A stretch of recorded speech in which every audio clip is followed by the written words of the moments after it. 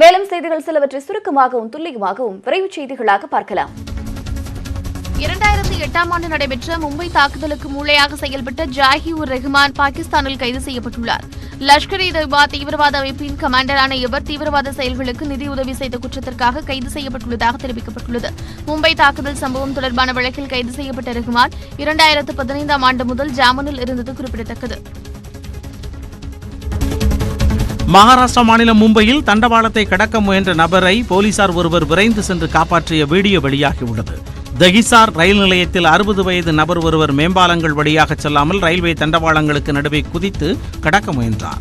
அப்போது ரயில் வருவதை அறிந்த நபர் வந்த வழியை திரும்பிச் செல்ல முற்பட்டார். அதற்குள் ரயில் மிக அருகில் வந்தது. இதனை கண்ட போலீஸ் கான்ஸ்டபிள் ஒருவர் துரிதமாக செயல்பட்டு ரயில் வருவதற்கு முன் தண்டவாளத்தில் இருந்த நபரை ரயிலில் சிக்காமல் தூக்கினார். இந்த காட்சிகள் அங்குள்ள சிசிடிவி கேமராவில் பதிவாகின.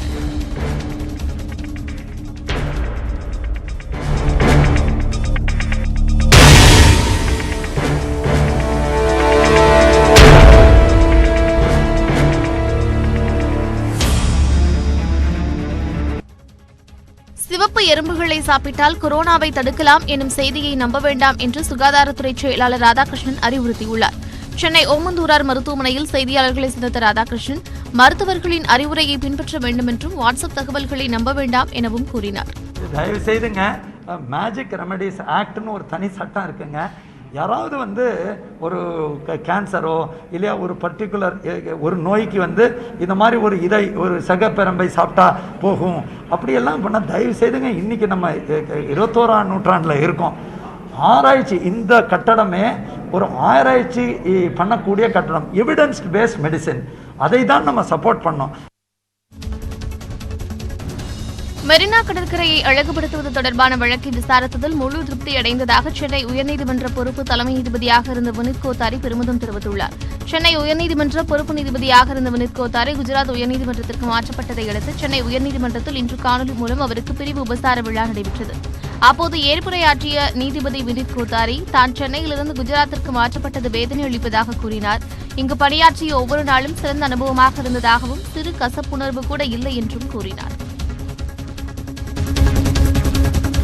உடல்நிலை காரணமாக கட்சி தொடங்கப் போவதில்லை என நடிகர் ரஜினிகாந்த் தெரிவித்துள்ள நிலையில் மருத்துவர்களின் ஆலோசனைப்படி இல்லத்தில் ஓய்வெடுத்து வருகிறார். வீட்டில் இருந்தபடியே தியானம், உடற்பயிற்சி மற்றும் யோகா பயிற்சிகளை மேற்கொண்டு வருகிறார். இந்நிலையில் ரஜினி இல்லத்திற்கு நமோ நாராயண சுவாமிகள் இன்று வருகை தந்தார். அவரை ரஜினிகாந்தும் அவரது மனைவியும் வரவேற்று ஆசி பெற்றனர். பின்னர் மன அமைதியை ஏற்படுத்தும் ஸ்படிக மாலையை ரஜினிக்கு அணிவித்த நமோ நாராயண சுவாமிகள் சிறிது நேரம் உரையாடிவிட்டு சென்றார். இந்த போட்டோ சமூக வலைதளங்களில் வெளியாகியுள்ளது. சென்னை தியாகராய நகர் மேம்பாலத்தில் காரும் பைக்கும் நேருக்கு நேர் மோதிக்கொண்டதில் கால் துண்டாகி வெங்கடேசன் என்பவர் உயிரிழந்தார். தியாகராய நகர் உஸ்மான் சாலை மேம்பாலத்தில் அதிவேகமாக சென்ற காரும் எதிரே வந்த பைக்கும் நேருக்கு நேர் மோதி விபத்துக்குள்ளாகின. இதில் பைக்கில் சென்ற வெங்கடேசன் என்பவரின் கால் துண்டானது. தகவல் அறிந்த பாண்டிபஜார் போக்குவரத்து புலனாய்வு போலீசார் அவரை மீட்டு கீழ்ப்பாக்கம் அரசு மருத்துவமனைக்கு அனுப்பி வைத்தனர். ஆனால் அவர் சிகிச்சை பலனளிக்காமல் உயிரிழந்தார். விபத்தை ஏற்படுத்திவிட்டு தப்ப முயன்ற ஈக்காட்டு தாங்களைச் சேர்ந்த வாடகை கார் ஓட்டுநர் கோபி கைது செய்யப்பட்டார். மது போதையில் விபத்தை ஏற்படுத்தினாரா என விசாரணை நடைபெறுகிறது. உலக புகழ்பெற்ற தஞ்சை பெரிய கோவிலில் 43 ஆண்டுகளுக்கு முன்னர் மைக்கேல் ரோஜ் என்பவரால் எடுக்கப்பட்ட வீடியோ சமூக வலைதளங்களில் வைரலாகி வருகிறது. அந்த வீடியோவில் கோவிலை சுற்றியும் உட்கோபுரத்திற்கு உள்ளேயும் வீடுகள் இருப்பது பதிவாகியுள்ளது. கோவில் உள்ளே மிதிவண்டிகள் செல்வது, மாட்டு வண்டிகள் செல்வது போன்ற அரிய காட்சிகளும் இடம்பெற்றுள்ளன. கோவிலை வெளிநாட்டு பயணிகளும் உள்ளூர் மக்களும் கண்டு ரசிப்பது, தமிழக பெண்களை புகைப்படம் எடுக்கும் போது அவர்கள் மிரட்சியுடன் பார்ப்பது போன்ற அரிய வகை காட்சிகளும் அதில் இடம் பிடித்துள்ளன. 43 ஆண்டுகளுக்கு முன் எடுக்கப்பட்ட இந்த காட்சிகள் சமூக வலைதளங்களில் வேகமாக பகிரப்பட்டு வருகின்றன. மதுரை மாவட்டம் திருமங்கலம் அருகே ஆண்கள் மட்டும் பங்கேற்கும் அசைவ அன்னதான விழா நடைபெற்றது. பெருமாள் கோவில்பட்டி கிராமத்தில் உள்ள கரும்பாறை முத்தையா சுவாமி கோவிலில் ஆண்டுதோறும் அசைவ அன்னதானம் நடைபெறும். நடப்பாண்டு 80 ஆடுகள் பலியிடப்பட்டு 1000 கிலோ அரிசியில் சாமிக்கு கறிவிருந்து படையலிடப்பட்டது. இந்த விழாவில் சொரிக்காம்பட்டி, கரடிக்கல், பெருமாள் கோவில்பட்டி ஆகிய பகுதியைச் சேர்ந்த ஆண்கள் கலந்து கொண்டனர். இத்தாலி தலைநகர் ரோமில் புத்தாண்டு தினத்தன்று நிகழ்த்தப்பட்ட வான வேடிக்கைகளால் நூற்றுக்கணக்கான பறவைகள் உயிரிழந்துள்ளன.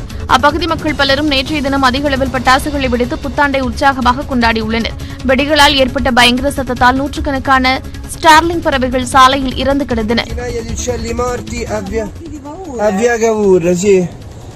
Una cosa imbarazzante, una cosa triste, incredibile. இது ஒரு படுகொலை என அந்நாட்டு விலங்குகள் நல வாரியம் கண்டனம் தெரிவித்துள்ளது. தென்னிந்திய திரைப்பட கலைஞர்களுக்கு வழங்கப்படும் 2020ஆம் ஆண்டுக்கான தாதா சாஹேப் பால்கே விருதிற்கு நடிகர்கள் அஜித்குமார், தனுஷ் ஆகியோர் தேர்வாகியுள்ளனர். சிறந்த படமாக செழியன் இயக்கிய டூலட் திரைப்படம் தேர்வாகியுள்ளது. அசுரன் படத்தில் நடித்த தனுஷ் சிறந்த நடிகருக்கான விருதிற்கு தேர்வு செய்யப்பட்டுள்ளார். ராட்சசி படத்தில் நடித்த ஜோதிகா சிறந்த நடிகைக்கான விருதை பெறுகிறார். சிறந்த இசையமைப்பாளருக்கான விருது அனிருத்திற்கும், சிறந்த இயக்குநருக்கான விருது ஒத்த செருப்பு படத்தை இயக்கிய பார்த்திபனுக்கும் வழங்கப்படுகிறது. பன்முகத்தன்மை வாய்ந்த நடிப்பாற்றலுக்கான விருது நடிகர் அஜித்குமாருக்கு வழங்கப்படுகிறது.